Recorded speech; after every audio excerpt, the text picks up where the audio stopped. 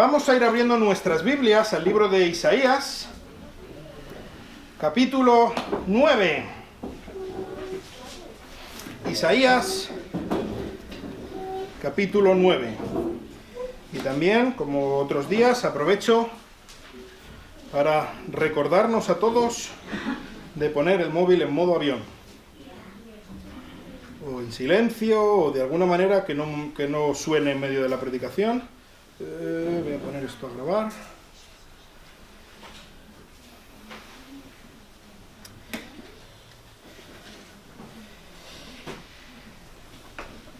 Navidades en estado de alarma. Navidad en estado de alarma es lo que nos toca, ¿verdad? Así es. Es lo que nos toca, menuda tenemos encima. Estaba viendo esta semana, a pesar de lo que nos digan algunos organismos oficiales, otros organismos oficiales nos dicen que ya estamos cerca de los 70.000 muertos en España. Ya rondando los 70.000 muertos. Y en estado de alarma y con limitaciones de aforo en las iglesias, en las familias, en sus casas, con toque de queda. ¿Cómo vamos a cantar ahora ahí del chiquirritín, chiquirriquitín, queridito del alma? ¿Cómo vamos a celebrar Navidad en estas condiciones? Me parece una contradicción, ¿no? Navidad en estado de alarma. Y constantemente, no sé si habéis oído en las noticias, está la gente hablando de que si esta va a ser una Navidad especial, ¿verdad? Esta va a ser una Navidad rara. Una Navidad como que no es tan Navidad. Un poco en medio de la crisis, en medio de la gente que sigue muriendo a nuestro alrededor, en medio de un virus que sigue propagándose, una Navidad como que no es Navidad. Como una Navidad en estado de alarma. Vamos a ver uno de los textos del Antiguo Testamento que más nos habla acerca de la Navidad. Y vamos a ver que quizá puede decirnos algo acerca de esta Navidad en estado de alarma. Isaías capítulo 9, a partir del versículo 1. Dice así: pero no habrá más lobreguez para los que están en angustia. Como en tiempos pasados él trató con desprecio a la tierra de Zabulón y a la tierra de Neftalí, pero después la hará gloriosa por el camino del mar al otro lado del Jordán, Galilea de los gentiles. El pueblo que andaba en tinieblas ha visto gran luz. A los que habitaban en tierra de sombra de muerte la luz ha resplandecido sobre ellos. Multiplicaste la nación, aumentaste su alegría en tu presencia, como con la alegría de la cosecha, como se regocijan los hombres cuando se reparten el botín, porque tú quebrarás el yugo de su carga, el báculo de sus hombros y la vara de su opresor, como en la batalla de Madián. Porque toda bota que calza el guerrero en el fragor de la batalla y el manto revolcado en sangre serán para quemar, combustible para el fuego, porque un niño nos ha nacido. Un hijo nos ha sido dado, y la soberanía reposará sobre sus hombros. Y se llamará su nombre Admirable Consejero, Dios Poderoso, Padre Eterno, Príncipe de Paz. El aumento de su soberanía y de la paz no tendrán fin sobre el trono de David y sobre su reino, para afianzarlo y sostenerlo con el derecho y la justicia desde entonces y para siempre. El celo del Señor de los ejércitos hará esto. Vamos a orar. Señor, te pedimos que tú hables a nuestros corazones en esta mañana, que tú nos ayudes a entender un poco más qué significa la Navidad y más aún qué significa esta Navidad en estado de alarma. En el nombre de Cristo. Amén. Muy bien, pues en esta Navidad hay algunas cosas que necesitamos. Empieza este texto hablando de lobreguez, oscuridad, tinieblas, negrura. Necesitamos luz. Esta Navidad hay muchas menos luces, ¿verdad? Pero también estamos como raros, ¿verdad? Necesitamos alegría, esperanza. Hay muchas cosas que parece que se nos ha robado esta Navidad. me gustaría lo primero que entendiéramos esta profecía que hizo Isaías. Isaías fue un profeta que estuvo en el reino del sur, en el reino de Judá, en el siglo VIII antes de Cristo, por los 700 antes de Cristo. Y pues se dice que el libro de Isaías es el Evangelio del Antiguo Testamento, porque habla muchísimo acerca de Cristo, y esta es una de las grandes profecías acerca de Cristo que encontramos en el libro de Isaías. Pero esta profecía está enmarcada en un contexto, ¿sabes? Un contexto muy específico. Vamos a ver...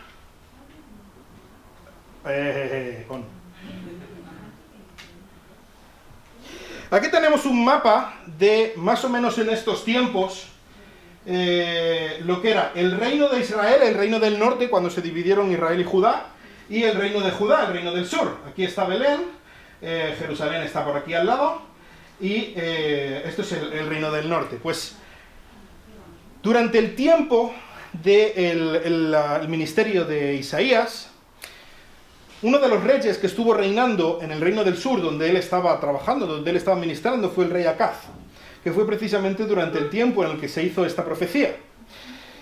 Y durante el reinado de Acaz, el imperio dominante era el imperio asirio. Así que el imperio asirio tenía como tributarios, tenían que estar pagando impuestos constantemente todos los años, pues toda esta zona, todos los reinos que había en esta zona, y claro, entre ellos se incluía Israel y Judá. ¿Qué pasó? El reino de Israel se alió con los sirios, con los arameos, por aquí en el norte, para quitarse de encima el yugo opresor de los asirios. Y se aliaron juntos y quisieron formar una liga para luchar contra el malvado asirio.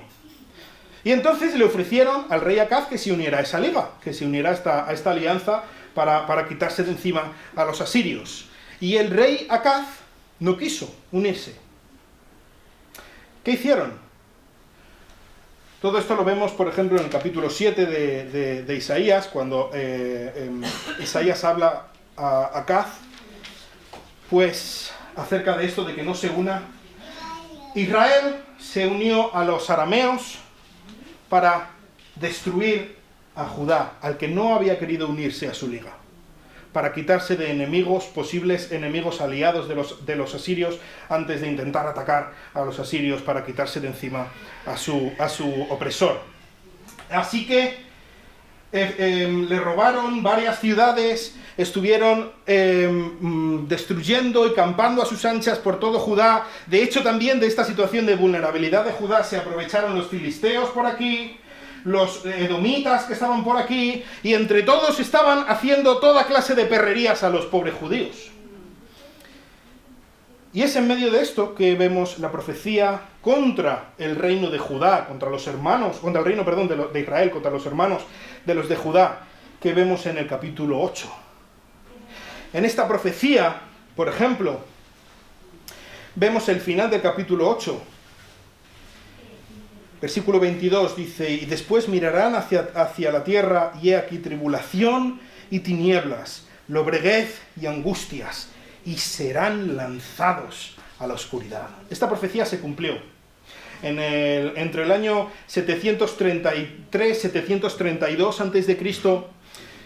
El rey de Asiria se llamaba Tiglat-Pileser, un nombre, pues podríamos haberle puesto a nuestro hijo Tiglat-Pileser perfectamente, un nombre muy bonito y muy actual, pero este rey atacó a esta alianza que habían formado los israelitas con los arameos, los trituró.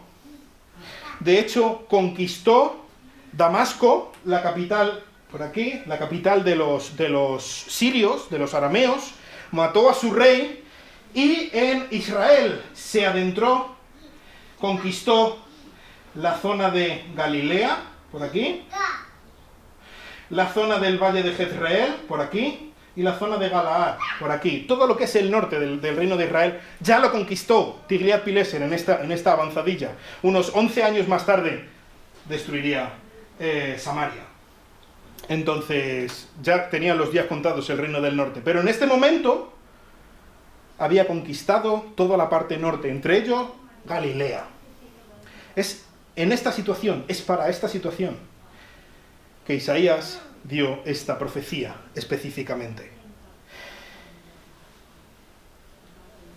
Está hablando de la tierra del norte, Zabulón, Neftalí, más específicamente Galilea. Galilea era un punto muy importante, era un enclave estratégico. ¿Por qué? Había una carretera, había un camino que venía desde Babilonia hasta Egipto. Y ese camino pasaba por Galilea, por aquí. ¿Por qué? Porque Galilea es un sitio muy accesible.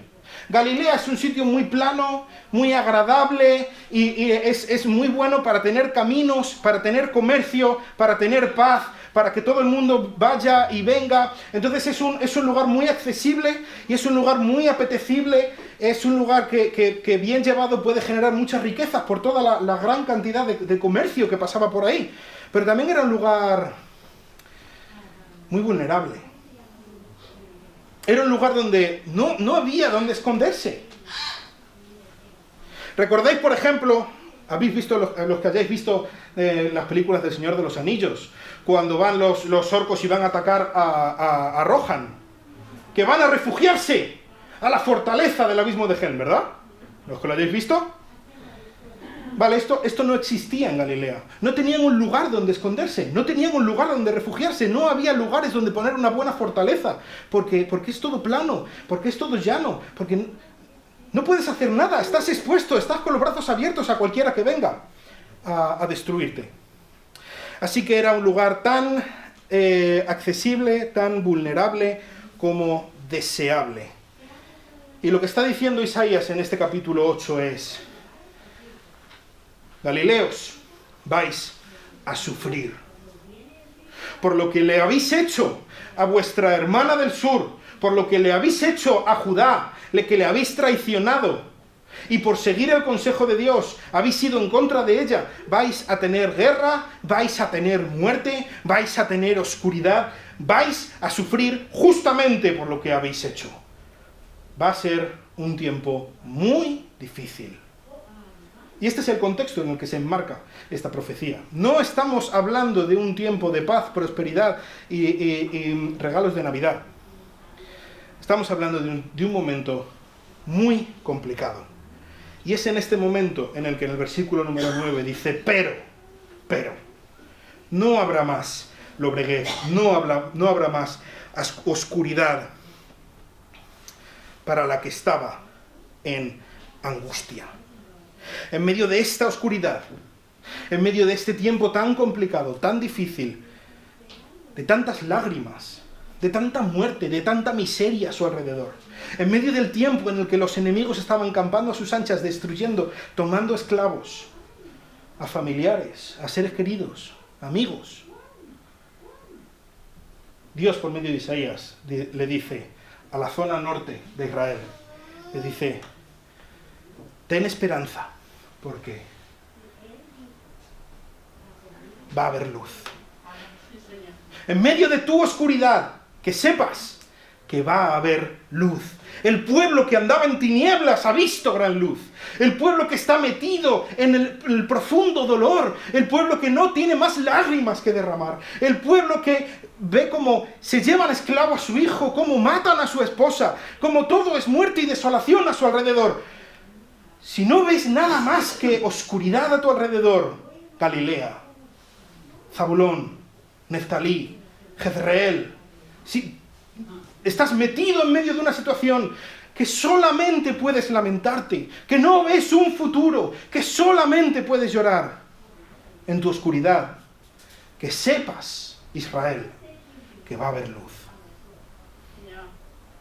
A los que habitan en tierra de sombra de muerte, fijaos cómo califica esa tierra. Luz ha resplandecido con toda su fuerza, con toda su potencia. Ha venido la luz más gloriosa, la luz más impresionante, y te ha dado un fogonazo que te ha cambiado para siempre. No tengas miedo. Sigue adelante.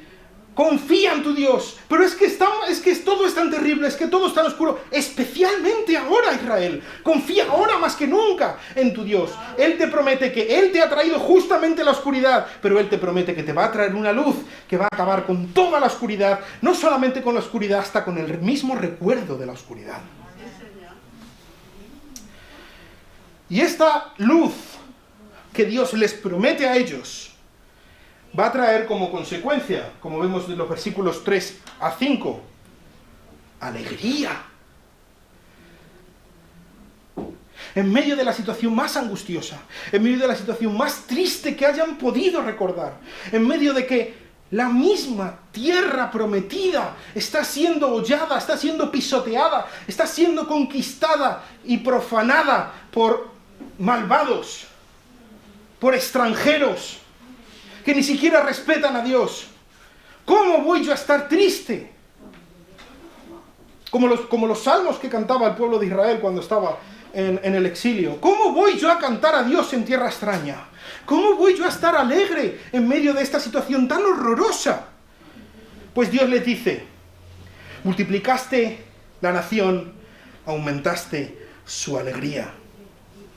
Una nación diezmada, una nación donde parece que todo el mundo está muriendo, donde nos estamos quedando sin gente, no queda nadie. Pues Dios dice: quedan algunos, y no te preocupes, que esos pocos que quedan se van a multiplicar. Dios prometió a Abraham que su pueblo sería como las estrellas del cielo, como la arena del mar. Y Dios le dice: no te preocupes, no me he olvidado de mis promesas. Sois pocos, sois débiles, estáis muriendo, no os preocupéis, os voy a multiplicar, os voy a conceder que el cumplimiento de todas las promesas que yo os he dado. Esta alegría, fíjate con qué la compara, con la alegría de la cosecha. Para nosotros quizá no es tan importante el tiempo de la cosecha, porque no vivimos en una cultura agraria, pero en estos tiempos no había mayor alegría que estar viendo cómo estás cosechando y que es una gran cosecha, porque eso no solamente es la seguridad de que vas a poder salir adelante, alimentar a tus hijos y criar una nueva generación, sino que además es una seguridad de que Dios te está bendiciendo, que tienes el favor de Dios para seguir viviendo, para seguir haciendo lo que estás haciendo, para que Él te está prosperando. Esta alegría de saber, no solamente estoy bien, sino que estaré bien, porque Dios está conmigo, porque Dios me está bendiciendo. Esta alegría, así como antes su tierra era la tierra de la sombra de muerte, ahora tu tierra va a ser la tierra de la bendición, la tierra que te da cosechas. Y esta alegría profunda de saber: estoy bien, mi familia está bien, estamos bien y estaremos bien. Podemos estar tranquilos, porque Dios nos está bendiciendo. Es muy fuerte que Dios esté prometiendo esto y que ellos estén vislumbrando esto en medio de la desolación que están viendo a su alrededor. Pero esta es la situación que Isaías les estaba pintando. Ahora la alegría será vuestro sello distintivo. Se acabaron las lágrimas. Ahora solo quedan las sonrisas. Y si hay lágrimas, serán de alegría. Serán lágrimas de esperanza. Serán lágrimas de emoción. Fíjate más ejemplos que da de su alegría. Como se regocijan los hombres, final del versículo 3, cuando se reparten el botín. Cuando hay una guerra, han tenido que salir a la batalla. Repartirse el botín significa, número 1, han vencido. ¡Han vencido! Pero es que los asirios nos están devastando, nos están destruyendo, nos están eliminando, nos están matando, violando a nuestras mujeres. Alégrate, porque vas a vencer. Y no solamente vas a vencer, es que el botín significa no solamente que has vencido, sino que ahora tienes lo que le pertenecía al enemigo. Ahora puedes disfrutar de lo que el otro estaba disfrutando antes. Has vencido, ¡victoria! ¡Victoria! Hay victoria, pero no la veo, pero hay victoria, dice el Señor. Sí, Señor, amén. Incluso, aunque ellos no la estén viendo. Porque tú quebrarás el yugo de su carga. ¿Sabéis lo que es un yugo, verdad? lo que se le pone a los bueyes, a los caballos, para poder arar. El yugo, poner un yugo a alguien es un símbolo de esclavizarle. Y Dios promete que su yugo va a ser quebrado, va a ser destruido. Vais a ser libres, libres al fin. ¿Sois esclavos? Sí, sois esclavos, y los israelitas saben bastante acerca de ser esclavos. Pero vais a ser libres, porque Dios mismo os va a liberar. El báculo de vuestros hombros va a ser quebrado. El báculo con lo que les estaban pegando, con lo que estaban siendo sus señores y sus jefes de esclavos. La vara del opresor, como en la batalla de Madián. ¿Os suena la batalla de Madián? En la batalla de Madián, en el libro de Jueces nos habla de... ¿Os suena Gedeón, verdad? Los madianitas estaban esclavizando al pueblo de Israel. Y un gran ejército que no podían hacer nada, tenían a los israelitas acobardados, ni siquiera podían disfrutar de sus cosechas, porque cuando ellos cosechaban tenían que irse corriendo porque venían los madianitas y se llevaban las cosechas. 300 hombres que decidieron obedecer a Dios, ser valientes, destruyeron a sus enemigos. No con caballos, no con carros, sino con mi espíritu, dice el Señor.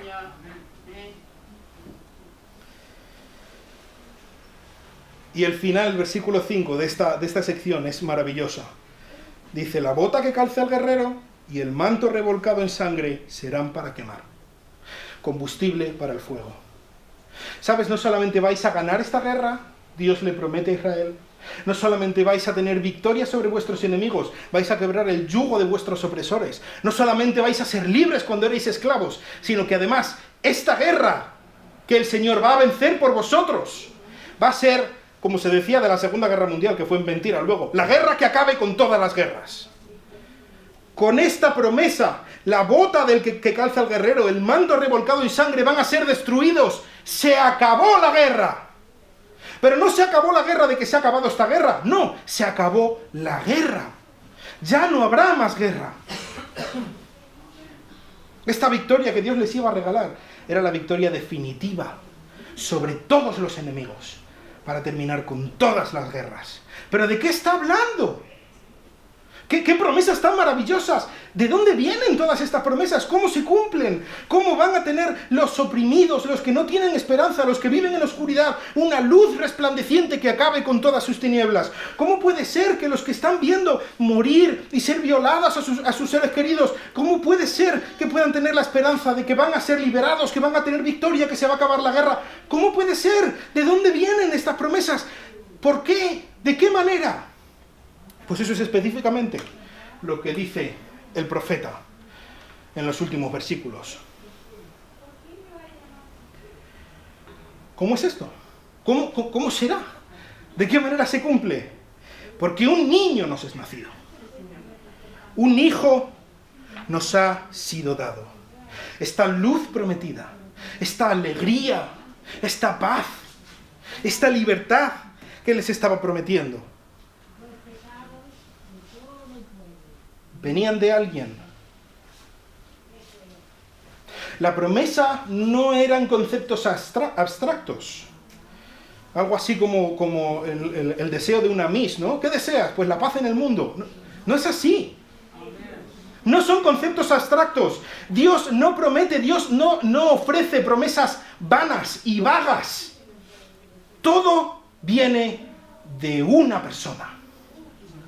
Todas las bendiciones que Dios ha prometido a Israel vienen de una persona y constituyen una persona. No es un concepto abstracto, es un bebé.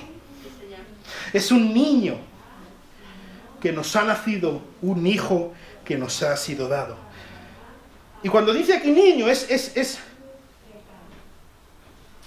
un niño. No está dando una palabra especial para niño, es la palabra más normal que se puede usar para niño en el hebreo. De hecho, fijaos si es normal, que es la misma palabra también que se usa para hablar de la cría de ganado, de un animal. Un niño normal y corriente. Pero ¿cómo puede ser que un niño normal y corriente, de un niño, venga tanta bendición, venga tanta esperanza y tanta luz en un tiempo tan turbulento y tan despiadado como el que estábamos viviendo? Este niño es un regalo de Dios. Fijaos lo que dice: un hijo nos ha sido dado, ha sido regalado. Es un obsequio, es una muestra de la misericordia de Dios. En Él vienen todas las esperanzas de Israel, todas las promesas de Dios. En este bebé, en este niño. Este niño es un regalo. Y me gustaría simplemente que pensáramos algo acerca de lo que significa la Navidad. Porque se nos intenta convencer de que la Navidad no tiene nada que ver con los regalos, sino que tiene que ver con estar en familia y querernos mucho y el corazoncito, el calorcito en el corazón, ¿verdad? Y estar así como con la manta y cantando villancicos. ¡Qué bonita es la Navidad! Pues sabes, la Biblia según la Biblia, la Navidad no tiene nada que ver con la familia. Y no digo que la Biblia no hable bien de la familia, de hecho es el libro que más defiende la familia. Pero la Navidad no tiene que ver con la familia. ¿Sabes con qué tiene que ver? Con los regalos. Con eso sí tiene que ver, y mucho, específicamente con un regalo.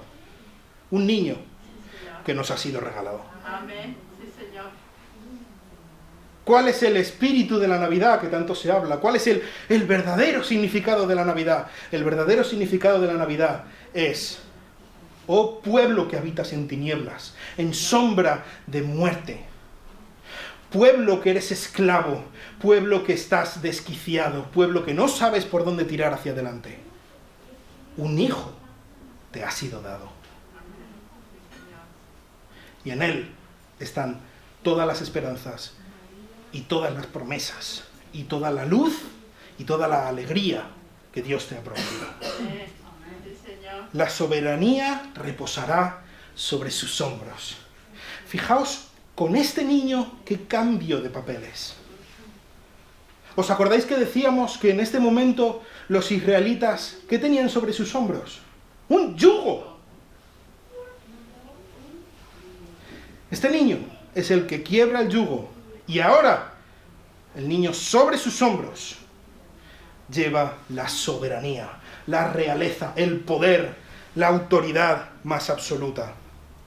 Este niño es el regalo, el consuelo, es la razón de existencia del mismo Israel. Este niño es la luz, este niño es la alegría, este niño es la paz. Y tenemos una serie de nombres que se le dan a este niño. Específicamente son 4 combinaciones de 2 nombres. Vamos a ver un poco cuáles son estos nombres. Lo tenemos en el versículo 6, al final del versículo 6. Se llamará su nombre: Admirable Consejero. Cuando dice admirable, la palabra en sí es hacedor de milagros. Tiene mucho que ver con algo que está haciendo Dios mismo. Es alguien asombroso en el sentido de que la mano de Dios está en él. Y vemos cómo está haciendo milagros y vemos cómo está haciendo cosas que de ninguna otra manera podría hacer si no estuviera Dios mismo con él haciéndolo. Él es el que obra con el poder de Dios. Consejero. Están unidos estas dos. Es decir, es un consejero que obra el poder de Dios. Es un consejero tan maravilloso que la sabiduría de Dios está en él.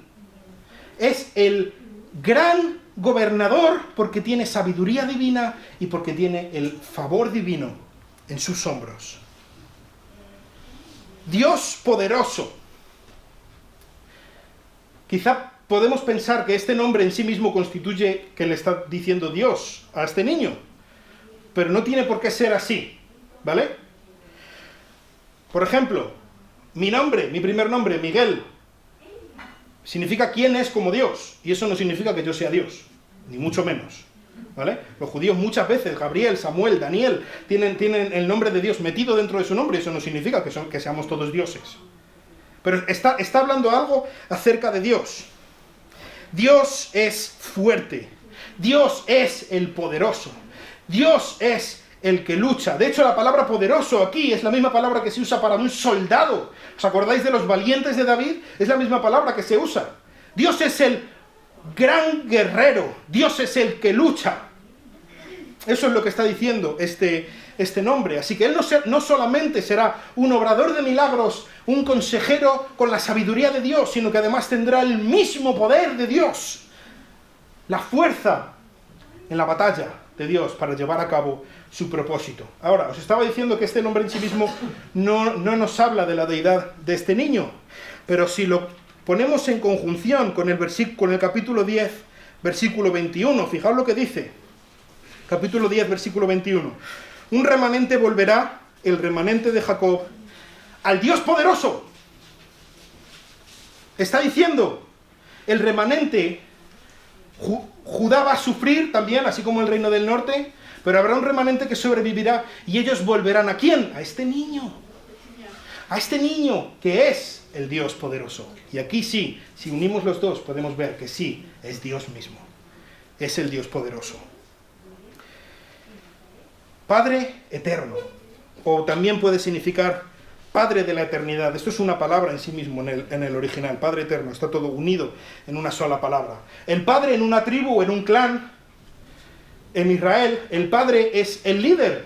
Entonces está hablando de su liderazgo. Está hablando, no está llamando aquí al Hijo, es decir, a Cristo, no le está llamando Padre, en el sentido de Dios Padre, que quizá nos puede confundir un poco, pero no decimos que la Trinidad son tres personas diferentes. Entonces, ¿cómo puede estar llamando al Hijo Padre? No está hablando de eso. Está diciendo que el Hijo es el líder. El Hijo es líder sobre Israel. Él va a ser el que va a gobernar Israel. Pero fíjate, no será un gobierno temporal, será un gobierno eterno.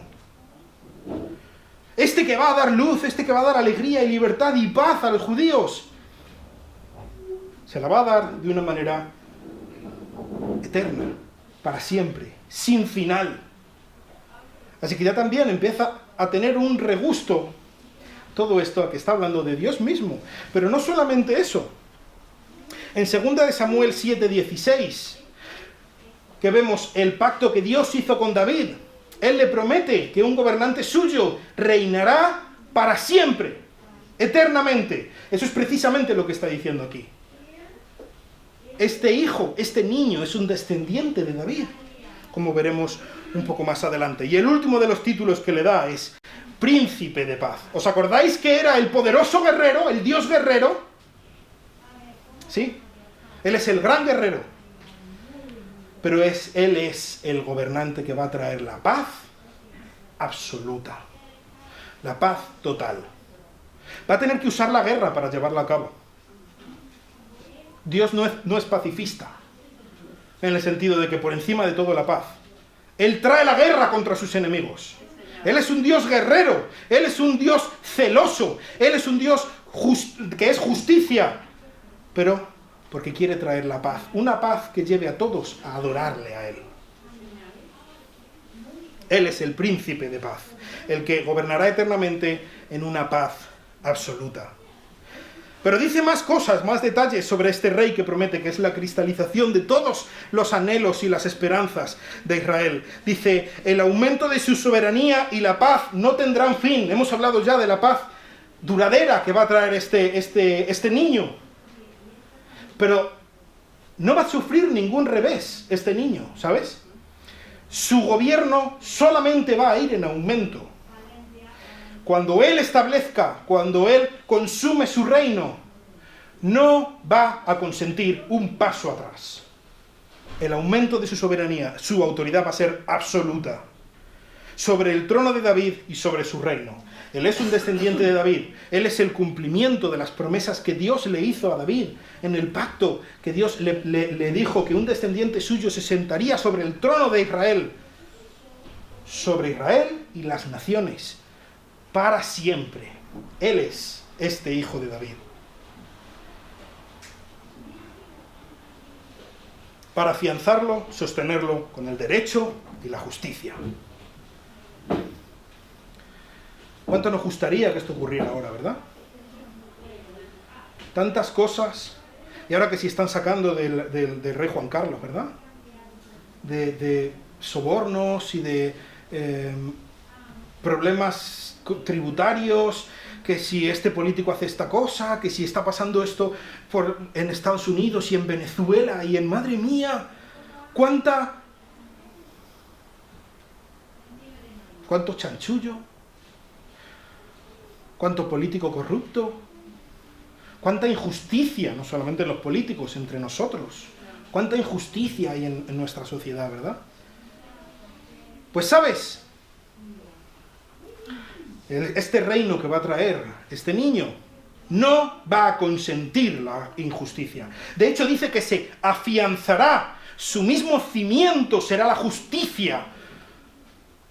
No se consentirá ni media. Justicia absoluta. El celo del Señor de los ejércitos hará esto. Cuando está hablando del celo del Señor, habla de su mismo carácter, sus mismas entrañas, su mismo ser más interno es el que lo va a llevar a cabo. Esto no depende de decisiones de hombres, esto no depende de pecados, esto no depende de santidades de personas, esto solamente depende de Dios. Y Dios dice, por mí mismo que lo voy a hacer. No voy a consentir que esto no se lleve a cabo. Doy no solamente mi palabra, sino pongo mi carácter encima de la mesa. Esto se va a cumplir.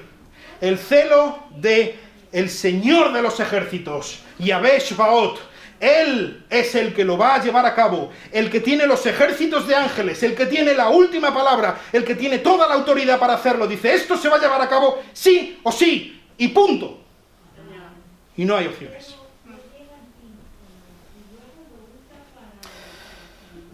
Ellos solamente lo podían creer en base a promesas que Dios ha hecho, que ya se habían cumplido.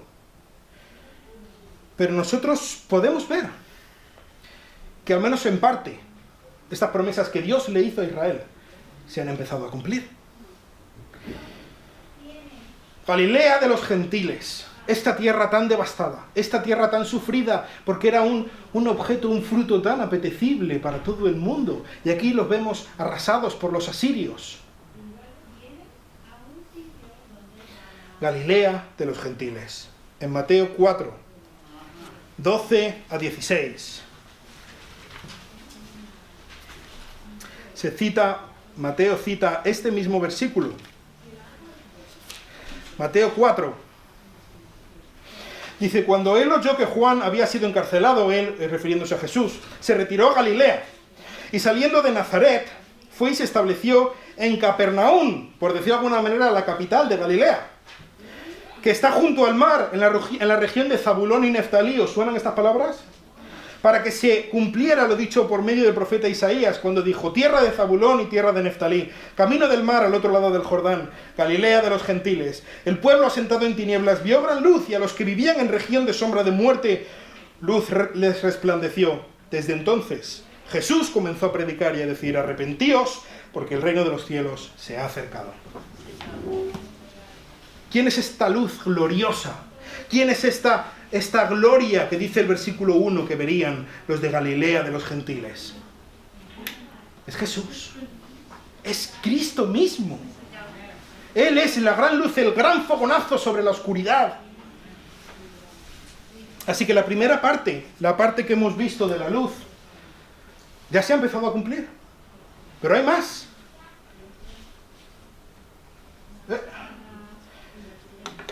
Alegría.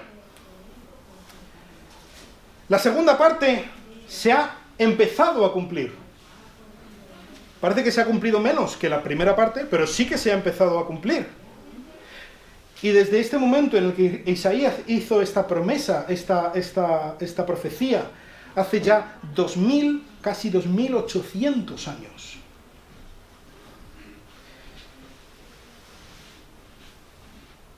Dice el versículo 3, multiplicaste la nación, aumentaste su alegría.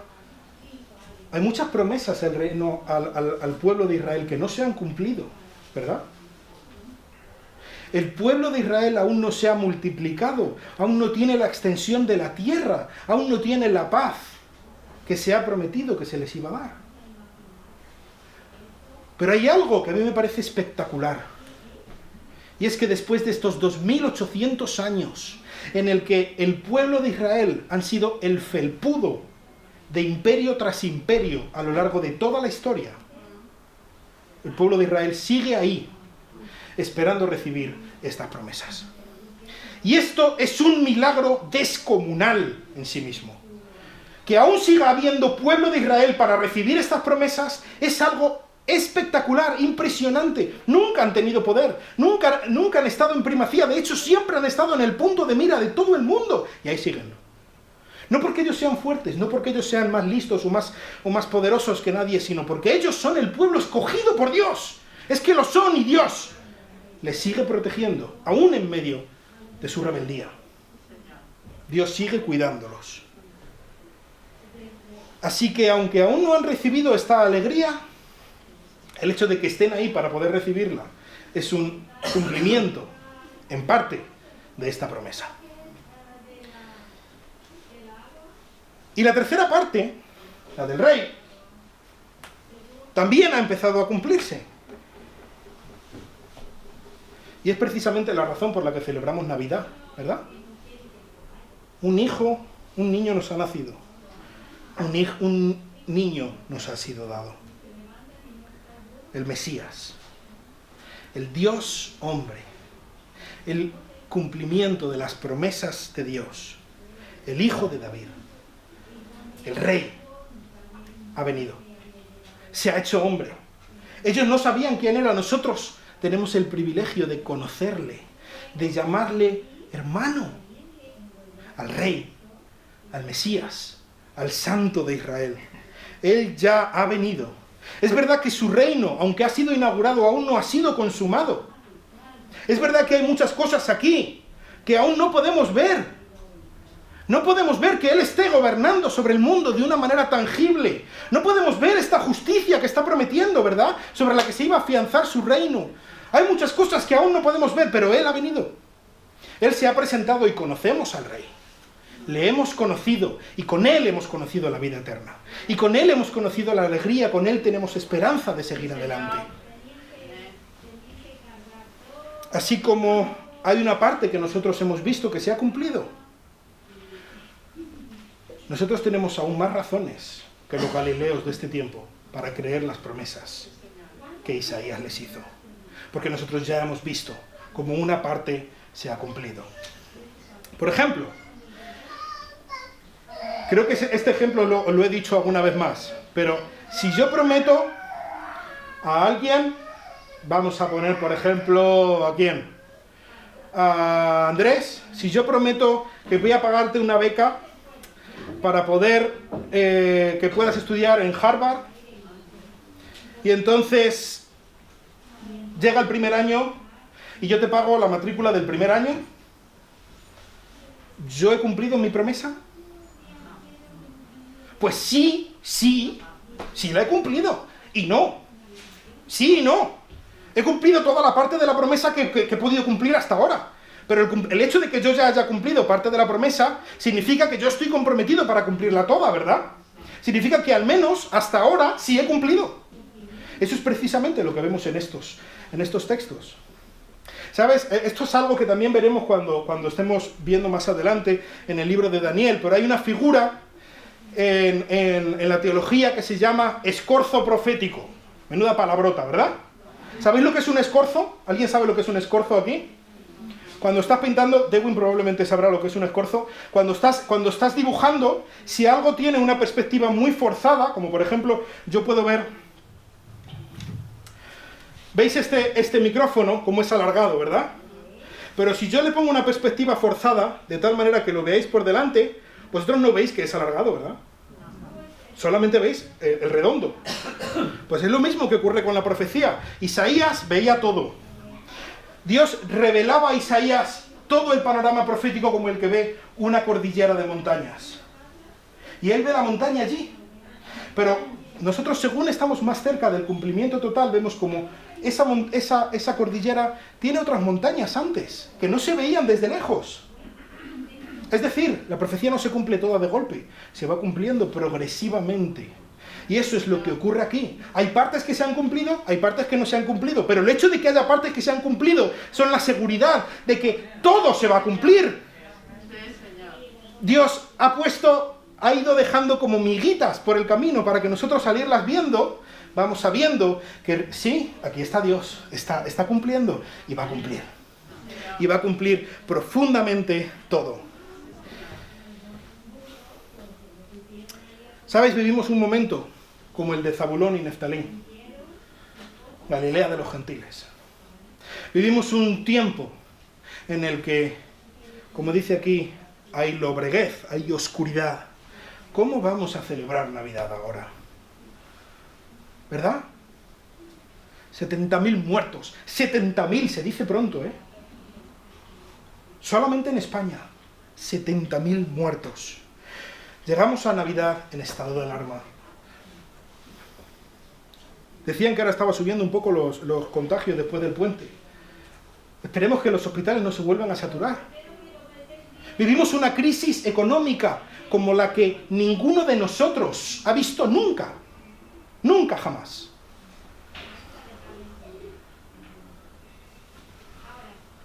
Esta es la evolución del Producto Interior Bruto de España. Esto es el 2000. Más o menos bien, tal. Crisis del 2008. Fuerte, ¿no? Estamos aquí. Esto es del ABC, no me lo he inventado yo, ¿eh? Estamos aquí. Se ha ido. Bueno. Una crisis como ninguno de nosotros ha visto nunca. Una crisis económica que incluso amenaza con poner patas arriba todo el orden que nos hemos puesto. Una crisis moral que nos azota por todas partes. Una crisis de forma institucional, de forma comunitaria. Una crisis que está incluso poniendo en entredicho lo que significa la familia desde todos los frentes posibles. Una crisis que nos anima a que, no, los chavales, podéis tener sexo antes del matrimonio, de hecho debéis tener sexo. Si podéis a los 10 años, mejor que a los 15. Una sociedad que incita por todos los medios posibles a que, hombres, sed infieles a vuestras mujeres, con todas las que podáis. Una crisis que incluso nos anima a que pongamos en cuestión quiénes somos, si yo soy un hombre o una mujer. Yo lo decido como a mí me apetezca y en el momento que a mí me dé la gana. Una crisis que incluso está empezando a animar, a fomentar y dentro de poco posiblemente a legislar que los niños puedan empezar a tener relaciones sexuales con los adultos, que fomenta la pederastia. Vivimos en una crisis moral como ninguno había visto antes jamás. Pero todo esto es sencillamente un fruto de una raíz que es una crisis espiritual. Una crisis en la que hemos desechado completamente a Dios, le hemos sacado absolutamente de nuestra ecuación, pensando que nosotros somos los gobernantes sobre nuestra política, sobre nuestra economía, sobre nuestra sociedad, sobre nuestras familias, sobre nuestros cuerpos, sobre nuestras vidas, y de esos barros, estos lodos. Y así estamos ahora. Galilea de los gentiles. Es precisamente este estado de alarma general, no solamente el político, el general del que estamos hablando, en el que tiene más sentido que nunca la Navidad. Es precisamente al pueblo que andaba en tinieblas, a los que vivían en tierra de sombra de muerte, es precisamente a ellos a los que les resplandeció la luz. Es precisamente a los que más necesitaban de Cristo que Él vino. En este estado de alarma, ¿sabes? La Navidad tiene mucho más sentido que en ningún punto en nuestras vidas. Es en este momento en el que podemos tener la seguridad de que si Dios ha empezado a cumplir, Él va a terminar de cumplir. Y la solución está en este regalo que Dios nos hizo. La solución está en este que vino y le pusieron en un pesebre. Pero ¿sabes? Jesús ya no es un niño en un pesebre. Él ya no es un niño en un pesebre. De hecho, simplemente si empezáis a ver alguna de las imágenes con las que Él se presenta al apóstol Juan en Patmos, en el libro de Apocalipsis, Él ya no es un niño en un pesebre. Él no es un niño bonito y bucólico, así una cosa, ¡ay, qué chiquitín! ¡Ay, con los pastores y las ovejas! No. Él es el Rey. Él es el que había sido prometido. Él es el Señor de señores. Él es el que un día toda la soberanía del universo reposará sobre sus hombros. Él es el que tiene el poder para quebrar el yugo de los oprimidos. Él es el que es la luz sobre los que andan en tinieblas. Él es el que precisamente nosotros necesitamos en este estado de alarma en el que estamos viviendo. Él es quien tú necesitas. ¿Necesitas paz en tu vida? Necesitas a Cristo. ¿Necesitas perdonar a alguien? Necesitas a Cristo. ¿Necesitas pedir perdón? ¿Necesitas que Dios te perdone? Necesitas a Cristo. ¿Necesitas esperanza? ¿Necesitas comprensión? ¿Necesitas aceptación? ¿Necesitas dormir por las noches? ¿Necesitas consuelo por todo lo que has tenido que sufrir? Necesitas a Cristo. Él es el regalo de esta Navidad en estado de alarma. Él es exactamente el que tú necesitas. Y ¿sabes una cosa? Quizá pienses que en esta Navidad no necesitas nada. Necesitas a Cristo. Le necesitas mucho más desesperadamente de lo que jamás has podido pensar ni imaginar. Necesitamos a Cristo como nada en nuestras vidas. Precisamente en estos momentos. Él es nuestra paz, Él es nuestra luz, Él es nuestra libertad. Él es el regalo de Navidad. Vamos a orar. Señor, te ruego que en estas Navidades tú nos ayudes a fijar nuestros ojos en Cristo. Que tú nos ayudes a mirar todas estas promesas, que tú nos ayudes a recapacitar acerca del gran futuro que tú nos tienes preparados, que tú nos ayudes a agarrarnos a Cristo, a buscar nuestro consuelo, nuestro valor, nuestro perdón, nuestra aceptación, nuestra identidad en Jesucristo. Que tú nos ayudes a descansar en Él como nuestro Rey. Y te lo pido en su precioso, glorioso y santo nombre. Amén.